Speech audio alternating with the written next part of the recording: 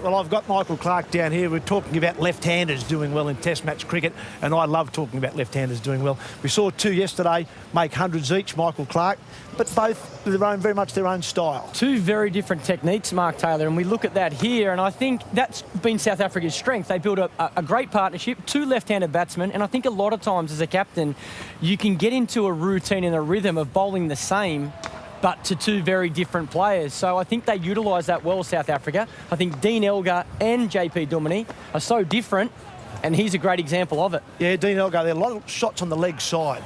He actually made the bowlers bowl more at him, whereas JP Duminy, another left-hander, more of an expansive player on the offside. He's happy to go after that wide ball.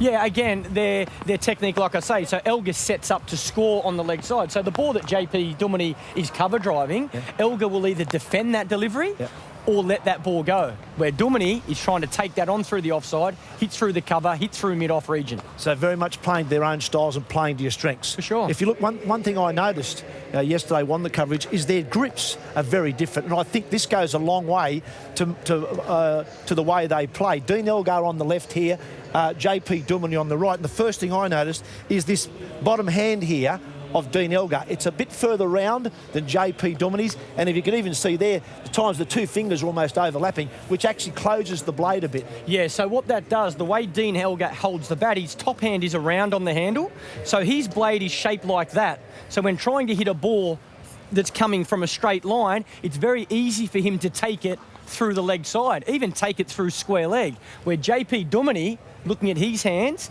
his bottom hand's a lot further around, so he plays more with a full face of the bat. So when Elgar's taking it through square leg, Duminy's hitting it straight down the ground, or even opening the face and taking it through the offside. Yeah, you can see here much more of a conventional grip there.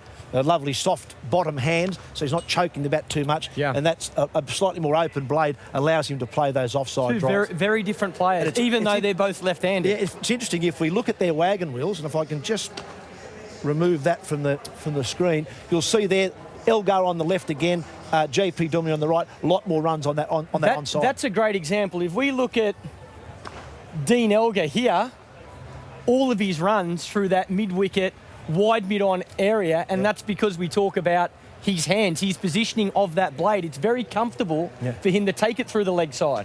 Then you look at JP Duminy, like we said, look at the offside scoring there. Yeah. You know, and Australia needs to be able to combat that. The bowlers need to know they're bowling the two very different players, and the captain needs to know his field placements need to be so different. Yeah, well, plenty of yellow lines there for both of them, lots of boundaries. But the other thing I liked too, Michael, was that a lot of ones scored, not just off the quicks, but also off Nathan Lyon. They worked him around very well. Yeah, we've spoken about it every day of this Test match, and a lot yesterday with this South African partnership. Strike rotation, being able to transfer batsman to batsman. So you talk about it, left and right hand combination.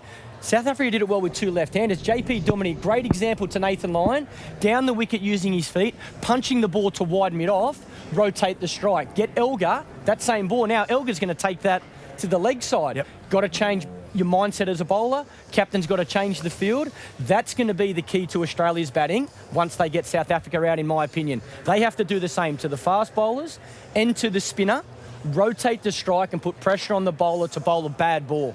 A terrific partnership. Scott South Africa in a wonderful position, that partnership at 250, and very much did it in their own way. Australia have to do something similar. That's us from the Windows 10 Analyser. Back to Mark Nicholas with Shane Warne on the pitch.